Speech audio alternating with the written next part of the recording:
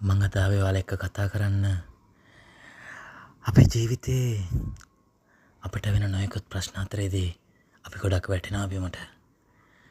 ඒ වැටෙන වෙලාවට අපිට කරන්නේ මොකක්ද කියන්නේ මොකක්ද කියලා හිතා ගන්න බෑ. අපි හරි අසරණ වෙනවා.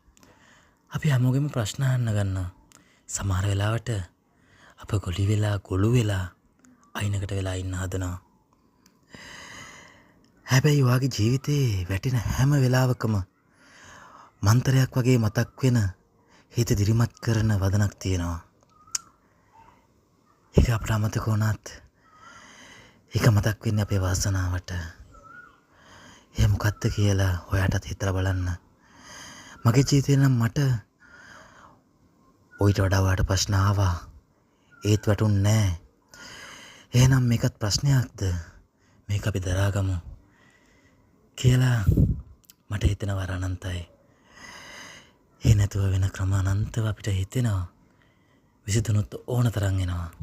හැබැයි ඔයාටත් ළමයෝ මේ විදිහට හිතුවොත් වැටෙන්නේ නැතුව ඉස්සරහට යන්න පුළුවන් වේවි. කායෙන්වත් උදව් ඉල්ලන්න ඕනේ නැති වේවි. තනියම ප්‍රශ්න දරාගෙන තනියම ඉස්සරහට යනකොට ඒකත් මාර අයියක්. ඉතින් අතින්දගෙන ඔයත් හිතලා බලන්න. මට කමෙන්ට් කරන්න. අදිනම් මමත් ඉන්නවා ඔයත් එක්ක. ඔයාගේ ළඟින්ම ඉන්නවා. ඉතින් අපි ඉස්සරහට යන්. වැටෙන්නේ නැතුව ශක්තිමත්ව හැමදේම නැගිටිමු. දිරිමත් වෙමු. අපි වටන්න 1000ක් ඉන්න පුළුවන්.